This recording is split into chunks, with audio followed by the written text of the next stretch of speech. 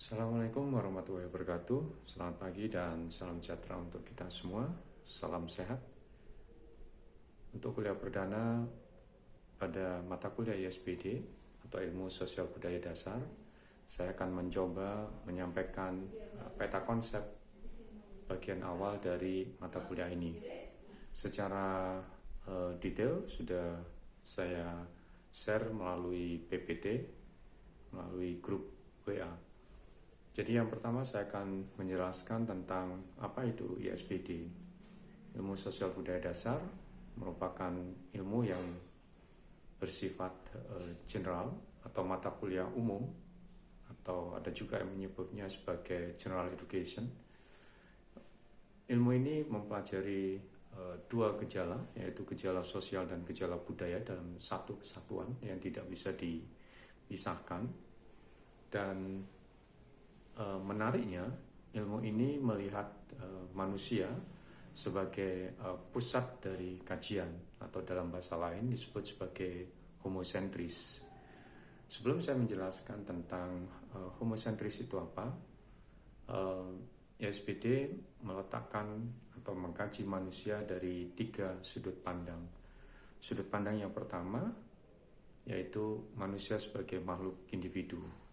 Dan sudut pandang yang kedua adalah manusia sebagai makhluk sosial. Dan sudut pandang yang ketiga adalah manusia sebagai makhluk budaya. Ini sangat menarik gitu ya. Jadi manusia dilihat dari 3 sudut pandang. Tentu ini sangat berbeda dengan ilmu-ilmu sosial lainnya, seperti ilmu komunikasi misalnya.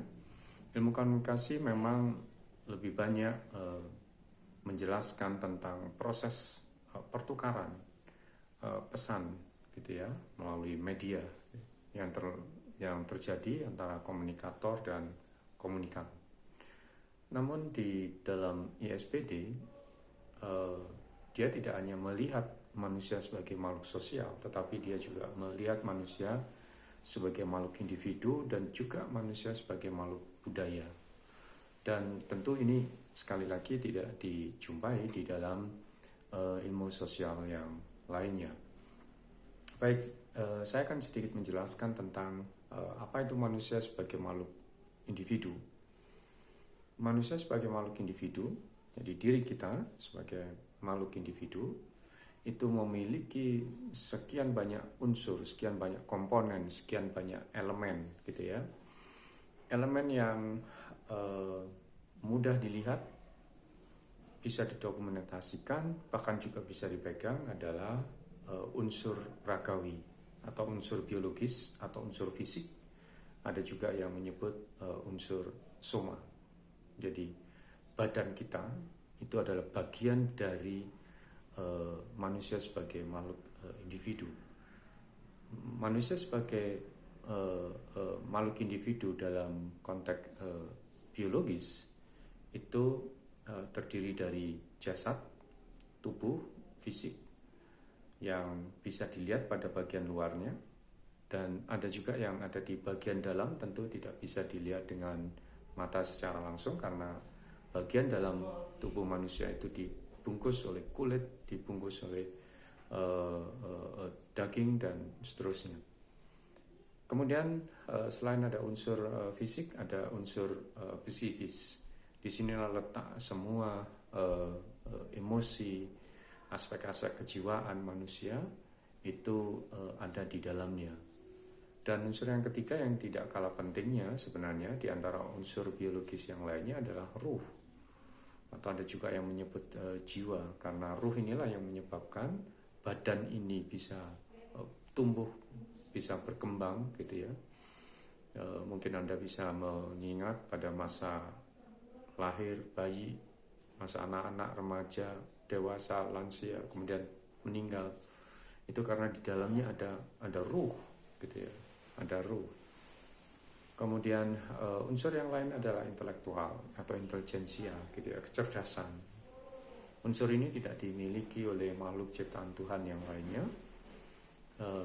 Bahwa kita bersyukur manusia diberi kelebihan, yaitu dalam hal akal. Inilah yang menyebabkan manusia bisa berkembang, manusia bisa bertahan, manusia juga bisa menciptakan segala sesuatu. Itulah yang menyebabkan manusia disebut sebagai makhluk kreator, makhluk pencipta. Kalau Tuhan adalah Maha Pencipta, maka manusia adalah makhluk pencipta. Dia bisa menciptakan kebudayaan, dia bisa menciptakan semua hal yang dibutuhkan untuk kehidupan manusia. Tidak perlu jauh-jauh, pakaian yang Anda kenakan, aksesoris yang Anda kenakan, kursi yang Anda dudukin, ya, itu adalah bagian dari ciptaan manusia. Nah, barang-barang atau teknologi ciptaan manusia itu bisa terwujud karena manusia memiliki intelijensia, memiliki akal. Kemudian yang berikutnya, bahwa manusia itu juga memiliki apa yang disebut dengan motif, memiliki keinginan, memiliki harapan, memiliki cita-cita. Ini juga bagian dari manusia sebagai makhluk individu. Kalau di muka bumi ini ada 7 miliar manusia, maka ada 7 miliar individu yang hidup di muka bumi ini. Oleh karena itu manusia sebagai makhluk individu, ada yang juga menyebut individuum, dalam bahasa Inggris disebut dengan undivided, tidak terbagi. Maka manusia itu memiliki keunikan. Antara saya, Anda, dan yang lainnya itu memiliki keunikan. Tidak ada satupun manusia di muka bumi ini yang sama, meskipun orang itu adalah kembar. Baik, kemudian yang lainnya, manusia sebagai makhluk budaya. Nah, tadi sudah saya sampaikan bahwa intelijensia, akal itu menyebabkan manusia bisa menciptakan kebudayaan. Manusia bisa menciptakan alat-alat, manusia bisa menciptakan teknologi untuk kemudahan hidupnya. Hari-hari ini kita bisa melihat bagaimana hampir semua orang yang keluar ruang atau keluar rumah itu kemudian mengenakan masker. Dokter juga yang bekerja di rumah sakit, perawat yang bekerja di rumah sakit atau fasilitas kesehatan, sekarang tidak cukup dengan mengenakan baju seragam saja, tetapi juga harus dilengkapi dengan APD, alat pelindung diri, karena kita sekarang dihadapkan pada pandemi Corona 19. Maka vaksin yang hari ini masih diuji cobakan, kemudian masker, alat pelindung diri, kemudian berbagai macam aturan, berbagai macam kebijakan yang dibuat oleh manusia dalam rangka untuk menanggulangi COVID-19, itu adalah bagian dari kebudayaan manusia. Bagaimana kemudian sekarang kita memiliki kebiasaan baru, dianjurkan untuk sering mencuci tangan. Kemudian kalau kita berada di tempat keramaian, kita dianjurkan untuk menjaga jarak minimal 1 meter. Kemudian kita harus selalu mengenakan masker, ya. Dan kemudian ketika kita melakukan perjalanan, kemudian ada regulasi, ada kebijakan yang mengharuskan kita harus melakukan rapid test, apakah kita ini termasuk orang yang reaktif atau non reaktif dari virus COVID-19. Itu semua adalah contoh dari kebudayaan. Kemudian yang ketiga adalah manusia sebagai makhluk sosial. Ketika kita bicara manusia sebagai makhluk sosial, maka ada 3 dorongan yang menyebabkan manusia harus bersosialisasi. Yang pertama adalah dorongan untuk berinteraksi antara manusia yang satu dengan manusia yang lainnya. Kemudian yang kedua adalah dorongan untuk belajar, ya. Belajar dalam konteks ini bukan dalam pengertian belajar harus di lembaga pendidikan, tetapi dalam kehidupan sehari-hari kita juga belajar sejak kecil sampai kita meninggal dunia. Maka proses pembelajaran sosial itu atau social learning itu akan terus berlangsung. Maka ada ajaran, dan ini sebenarnya ajaran agama, bahwa menuntut ilmu atau belajar itu mulai dari buayan sampai dengan liang kubur, atau kemudian orang barat menggunakan istilah long life education. Nah, sebenarnya kehidupan sosial itu adalah sebuah universitas di mana di dalamnya ada banyak pelajaran, ada banyak guru, ada banyak dosen yang bisa mentransformasi ilmu pengetahuan, pengalaman, teknologi, seni, dan sebagainya.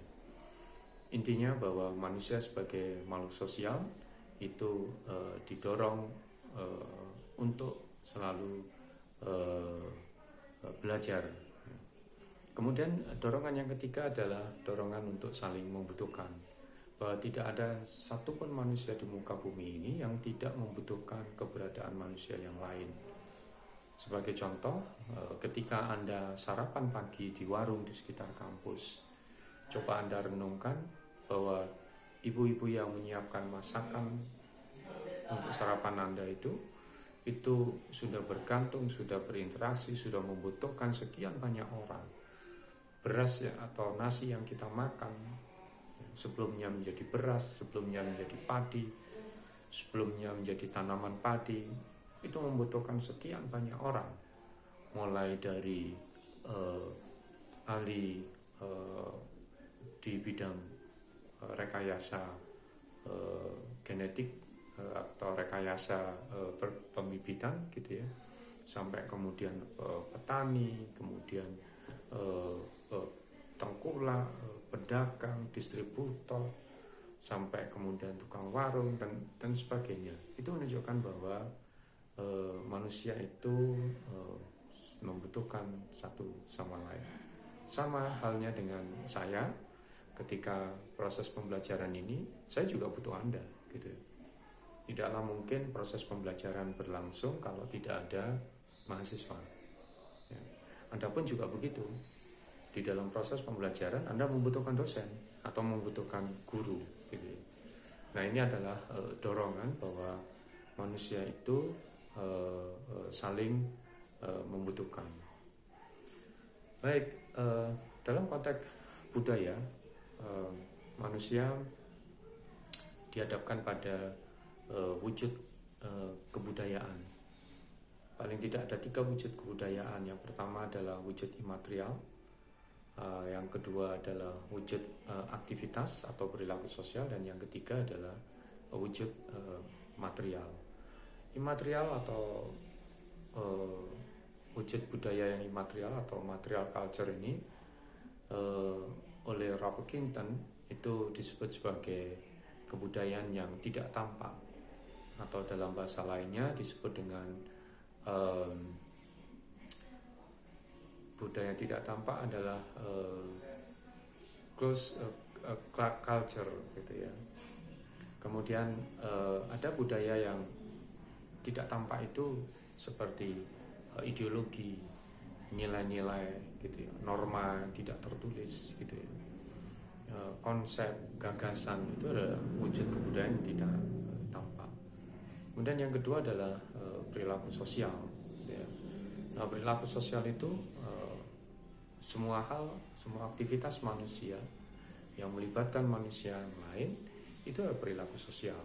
Dia berwujud, tampak, bisa didokumentasikan, tetapi tidak perlu dipegang gitu ya. Sebagai contoh, aktivitas belajar mengajar itu bagian dari wujud kebudayaan yang kedua itu ya. Nah, di dalam aktivitas belajar mengajar, dosen, mahasiswa itu membutuhkan kebudayaan yang bersifat material. Apa contohnya? Ya, kalau sekarang butuh HP gitu ya, butuh laptop, kemudian butuh aplikasi yang lain seperti Zoom, butuh aplikasi WhatsApp dan sebagainya. Itu yang bersifat material culture. Ya, berikutnya bahwa di dalam pembahasan setiap bab dari ISBD itu setidaknya ada 5 pokok bahasan. Yang pertama adalah definisi. Jadi setiap pembahasan itu diawali dengan definisi atau pengertian tentang konsep yang dijelaskan. Yang kedua adalah tentang fungsi gitu ya, peran gitu. dari konsep tersebut. Kemudian yang ketiga, bisa juga berkaitan dengan kategori, jenis, bentuk. Kemudian yang keempat, berkaitan dengan dinamika dan dilema. Yang kelima, berkaitan dengan problematika dan solusi. Nah, tadi di awal saya juga sudah menyinggung bahwa ISPD itu adalah ilmu yang membahas manusia dalam berbagai macam aspek, dan manusia diletakkan sebagai pusat kajiannya. Maka kalau Anda membaca buku-buku ilmu budaya, ilmu sosial budaya dasar, maka hampir sebagian besar buku-buku itu menjelaskan hubungan antara manusia dan lingkungan, manusia, norma dan hukum, manusia, sains, teknologi dan seni, kemudian manusia dan peradaban, manusia dan lingkungan, manusia dan kegelisahan, manusia, harapan dan cita-cita, gitu. Manusia dan tanggung jawab sosial, gitu. Dan semuanya berpusat pada manusia. Inilah yang menjadi keunikan dari ilmu sosial budaya dasar ini. Dan saya berharap bahwa ilmu ini menjadi sangat menarik, sangat menantang untuk dikaji, untuk didalami lebih lanjut. Dan tentu saja ilmu sosial budaya dasar ini juga memiliki relevansi dengan ilmu-ilmu lain yang akan Anda pelajari di semester-semester berikutnya. Sebagai contoh, kalau Anda belajar tentang ilmu komunikasi, maka sesungguhnya ilmu komunikasi itu juga ada kaitannya dengan konsep sosial. Konsep sosial itu seringkali berkenaan dengan hubungan-hubungan antar manusia, gitu ya. Nah, komunikasi itu sendiri sesungguhnya adalah hubungan antara manusia, tetapi lebih difokuskan pada proses pertukaran pesan, pertukaran informasi, pertukaran ide dan gagasan yang terjadi antara komunikator dengan komunikan dengan menggunakan saluran tertentu dan pada akhirnya melahirkan efek tertentu. Jadi, dalam konteks ilmu sosial atau secara khusus ilmu sosiologi, ada yang disebut dengan interaksi sosial. Interaksi sosial itu mensyaratkan dua hal. Yang pertama, adanya kontak sosial, dan yang kedua adalah adanya komunikasi sosial. Maka sebenarnya komunikasi atau ilmu komunikasi juga memiliki relevansi dengan ilmu sosial atau ilmu sosiologi dalam konteks ini.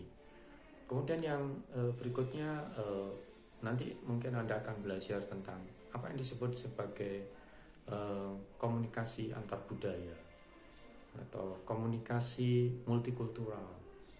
Kalau kita bicara tentang komunikasi antar budaya, maka kita harus memiliki pengetahuan tentang budaya. Kita harus memiliki wawasan tentang kebudayaan itu sendiri. Kita tidak mungkin bisa belajar komunikasi antar budaya, komunikasi multikultural, atau komunikasi lintas budaya tanpa pernah memahami kebudayaan.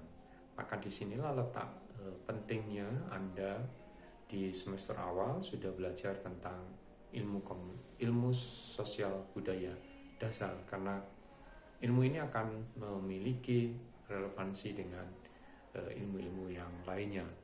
Tetapi lebih penting dari itu, bahwa ilmu ini mengajarkan kepada kita untuk memiliki kepekaan sosial dan kepekaan budaya. Kepekaan sosial dan kepekaan budaya ini dapat membuat kita menjadi lebih manusiawi. Baik, untuk perkuliahan hari ini saya cukupkan sekian. Terima kasih. Untuk tugas nanti akan saya share melalui grup WhatsApp. Dari saya cukup sekian, terima kasih. Kurang lebihnya saya mohon maaf. Wassalamualaikum warahmatullahi wabarakatuh. Selamat pagi, salam sejahtera dan salam sehat.